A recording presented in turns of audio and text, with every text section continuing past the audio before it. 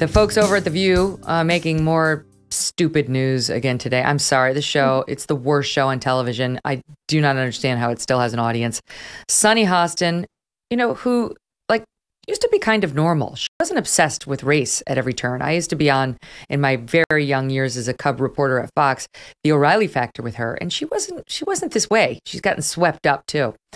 In any event, her latest comment is, "We will never be unified as a country unless we have a racial reckoning to address 400 years of oppression." Here she was the other day.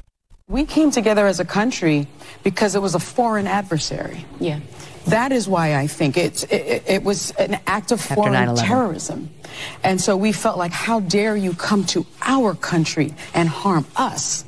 The biggest threat to our country today, says the FBI's director, is white supremacy and domestic terrorism. Merrick Garland said the biggest threat to our democracy is white supremacy and domestic terrorism. How do you come together when it's homegrown terror?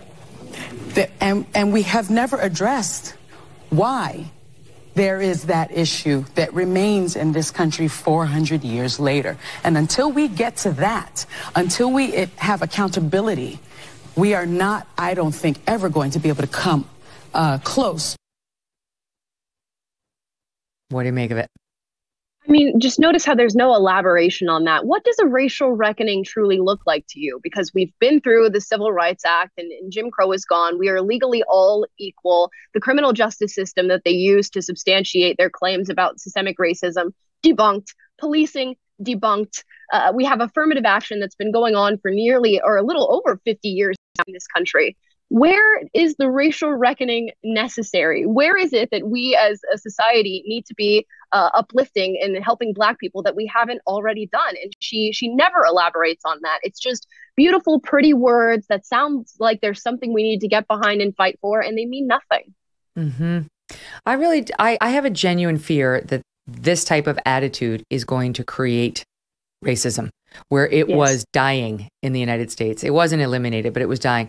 I don't think you can just keep looking around at white people and saying, you have to pay reparations. You have to make up for what these slaveholders did. You know, your kid can't go to the college and the Asian people can't go to this college or whatever. You know, like, because every spot has to be used to make up for sins that you had nothing to do with, but you benefit from because you're part of the patriarchy, you're part of this. I don't think you can have that system sustained for very long without creating real resentment. Yep, you're absolutely right. I think we're getting more and more divisive along the lines of race here in this country. I mean, we're seeing a couple of lawsuits that are going to hit the Supreme Court this year of Asian Americans suing universities because they're not getting into university at the same standard or level as people of color. And if we continue down this route, especially with the demonization of white people, honestly, in the next 50 years, we're going to see another civil rights movement that's based on white Americans and Asian Americans. It's ridiculous to me. And as much as they try to speak about unity and about coming together and about getting rid of the divisiveness that we're all facing right now, they are fueling it like no other. Mm-hmm. Yeah. I mean, the segregated dorms and, you know, like you go to camp at certain colleges now and like the white people don't live with the Black people. And right. How is this progress? This is deeply disturbing. And what goes on in those dorms while you only have one color group sitting with one color group? You know, what are they thinking about the others? It's like back in my day, melting pot, and you didn't even think about color because it was like you had every color represented. It was just like, are you a douchebag or aren't you? Right. It's really about your morals, your values, who you are as an individual. And we've gotten so lost in our definition of what it means to be an individual. I've been filming some TV shows recently where they're bringing on, you know, these left-leaning experts to defend their side. And the way that they view identity and individualism is simply ridiculous. Saying things like your race, your gender, your sexuality are what make up who you are as a person. That is who you are. It's amazing to me that we've managed to allow these ideas to sort of fester and grow for so long. Now, so many people have just reduced themselves down to these 3 or 4 superficial characteristics, and they think that makes them as a person. If you're like me, you're growing more and more concerned about the future. The market is all over the place. My God, this week, and inflation is at its highest level in 40 years. Interest rates are skyrocketing. Market experts not only predict a recession, they say we're already in one, but they're using terms like economic hurricane and unprecedented. If you want to protect your future, call a precious metals dealer I trust, American Hartford Gold. They can show you how to protect your savings and retirement accounts by diversifying your portfolio. That's smart, with physical gold and silver.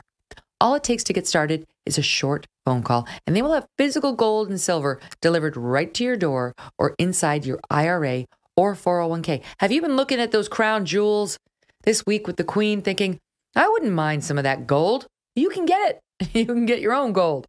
And by the way, they keep this very simple for you. They've idiot-proofed the whole process. This is the highest rated firm in the country with an A+ rating for the Better Business Bureau and thousands of satisfied clients. And by the way, as an exclusive offer for my fans, if you call them right now, they're also going to give you up to $1,500 of free silver and a free safe on qualifying orders. Don't wait. Call them now. 866-518-2955. That's 866-518-2955. Or text my name, Megyn, spelled Megyn, to 65532. Okay? You call 866-518-2955 or text Megyn to 65532. Hey, thanks so much for watching. If you like what you just saw, hit the subscribe button for more clips and full episodes.